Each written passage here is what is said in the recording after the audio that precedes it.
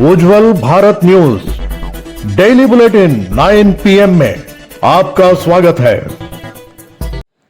इस्लाम धर्म के लोगों का दुख का त्यौहार मुहर्रम है। हज़रत इमाम हुसैन अपने 72 साथियों के साथ मुहर्रम माह के 10वें दिन करबला के मैदान में शहीद हो गए थे। इसलिए उनकी शहादत और कुर्बानी के तौर पर इस दिन को याद किया जाता है और उनकी शहादत और कुर्बानी को याद करके ही मुहर्रम का त्यौहार मनाया जाता है। उसी के तहत जहाँ जहाँ मुसलमान बसते हैं वहाँ यह पर्व मनाया जाता है। गुजरात के अरवली जिला के मोड़ासा शहर में यह पर्व मुस्लिम समाज ने मनाया है। चीफ ब्यूरो हिमांशु व्यास के साथ हेतवी व्यास, उज्जवल भारत न्यूज़ चैनल अरवली। भारत देश अनेकताओं में एकता का देश है। यहाँ पर हिंदू, मुस्लिम, सिख, ईसाई, पारसी सभी धर्म के त्यौहार बड़े हर्ष उल्लास के साथ मनाए जाते हैं।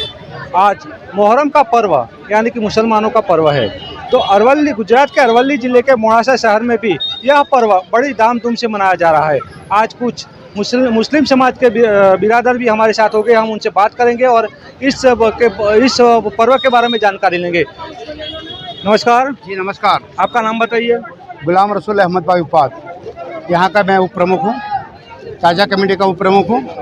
और ये ताज़ा कमेटी हम सब सभ्य और सब बिरादर मिलके इसकी कमेटी चला रहे हैं। उसके अनुसंधान में ये हज़रत इमाम हुसैन रज़ियल्लाहु अन्हु की याद में ये मातम या त्यौहार मनाया जाता है।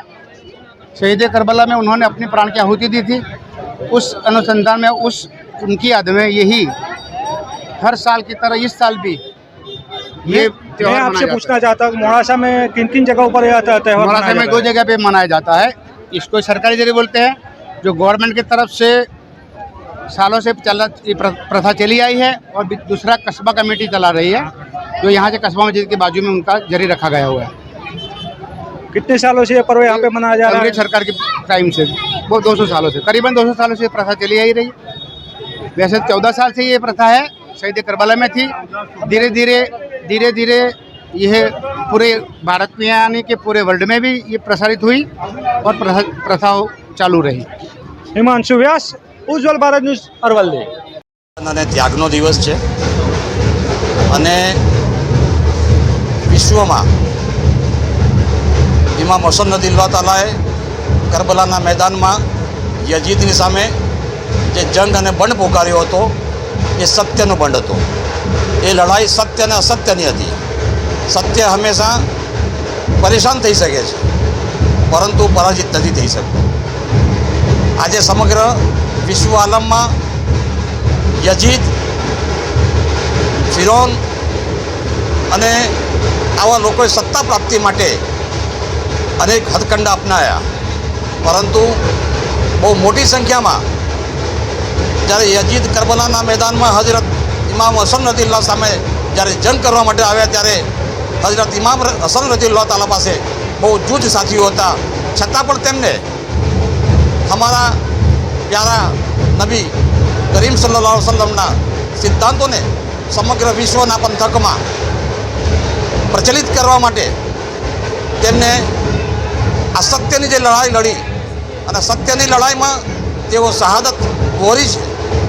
આજે સમગ્ર વિશ્વમાં યઝીદનું નામ લેનાર વિશ્વમાં કોઈ નથી, ત્યારે હઝરત ઇમામ હુસૈન રઝિયલ્લાહુ તાલાની જે શહાદત થઈ, સમગ્ર વિશ્વમાં આજે ઇસ્લામ જીવિત છે તે ફક્ત તેમની કુરબાનીઓ અને ઇસ્લામના સિદ્ધાંતોને પ્રસ્તાવિત કરવા માટેની આ લડાઈમાં તેઓએ પોતાનું બલિદાન આપ્યું છે।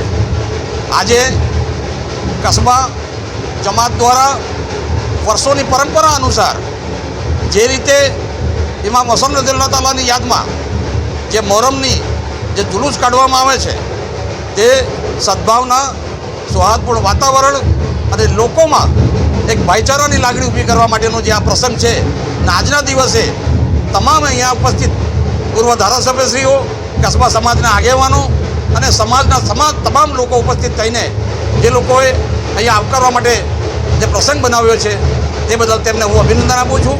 અને આવી જ પરંપરા સમગ્ર દેશમાં સદભાવના અને સૌહાર્દપૂર્ણ વાતાવરણ બને રહે તેવી દુઆ સાથે હું મારી વાતને વિરામ આપું છું। મલિક, કસ્બા જમાત ઉપપ્રમુખ, આજે આ મોહરમના પવિત્ર તહેવાર નિમિત્તે અમારા હજરત ઇમામ હસન અને હજરત હુસૈનની યાદમાં અમે આ જે 1 થી 10 ચાંદ સુધી એટલે કે 1 થી 10 દિવસ સુધી આ તહેવાર ભાઈચારાનો સંદેશ આપીને ઉજવીએ છીએ.